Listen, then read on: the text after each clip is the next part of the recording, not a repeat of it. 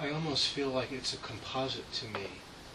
If we just say it's those two things that are happening, where it's either 60-40 or 70-30, where I'm 70 trying to do concentration, and then there's this background every so often of a soothing, deeper state, a joyful state.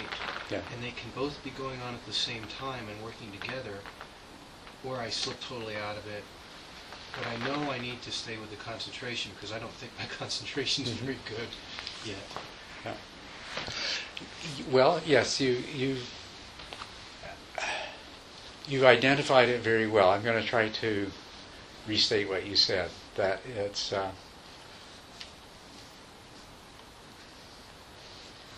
that you've realized that there's, on the one hand, the development of the concentration, doing the practice in a diligent way where the focus, where the emphasis is on the focused attention, and the other is where you're experiencing very pleasant states. So did I put that more or less correctly? There's these two components. Okay, you put that very well.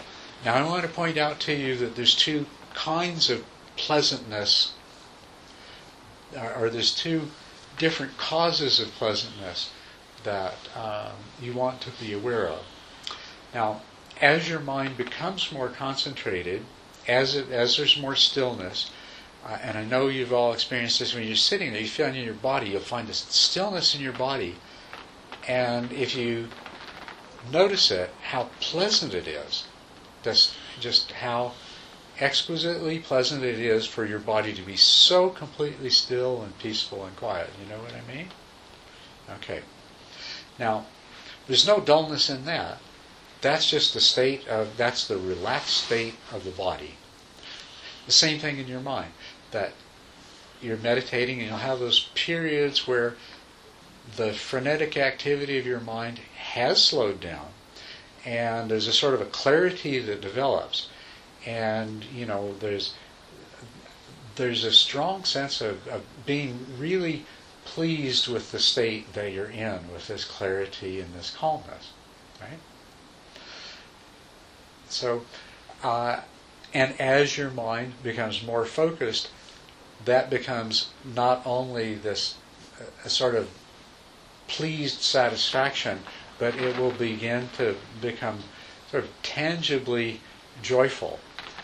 And at that point, of course, you might find little energy shocks moving in your body, or you feel a fine vibration all over your body or something like that. All of those positive, pleasant sensations, both physical and mental, that I just described, are all some of the positive outcomes, positive benefits of improving concentration.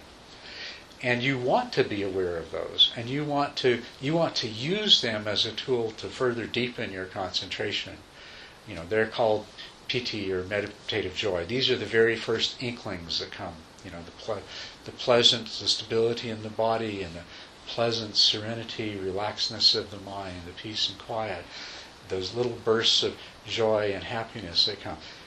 You want to make sure that you notice these, and you want to have a feeling of appreciation that, yes, this is where I'm going, and this is what I want, and my concentration brings this to me, so I'm going to concentrate more. While, you're not shutting these things out, you're still aware of the pleasantness and the joy and the happiness, the serenity, whatever it is. You're still aware of it while you're continuing to practice in the focused way that actually brought them about. And then this sets up sort of a positive feedback. The more joy arises, the easier it is to concentrate, and the more stable your concentration is, the more joy arises. And so you can use that as a vehicle to work with, to really deepen your practice. The one you have to watch out for is the warm, fuzzy, seductive, attractive feeling that comes from dullness. I think you all know that one. The dullness, it sucks you. It's like you want to go to that. You want to go to that place. It's like you want to fall asleep, and even if it's not falling asleep, Uh, and so that's the one that when it comes, you want to say, aha, I'm slipping into dullness. Let me become more fully alert and fully awake. And you'll feel, as you draw yourself out of that, you'll feel the resistance. You feel the desire you have to sink into that, and the subtle resistance of, I'd much rather surrender to that. And so you'll know that you'll know you're doing the right thing when you bring yourself out of that. But the other, that refreshing peace and joy and comfort, it doesn't have that quality. It's just like, it's just there, and you can enjoy and appreciate it, and it's not like it's trying to suck you deeper. Okay, so these are the two that you want to work with. You want to develop the one very, very deliberately, avidly. The other one, you want to recognize it for what it is.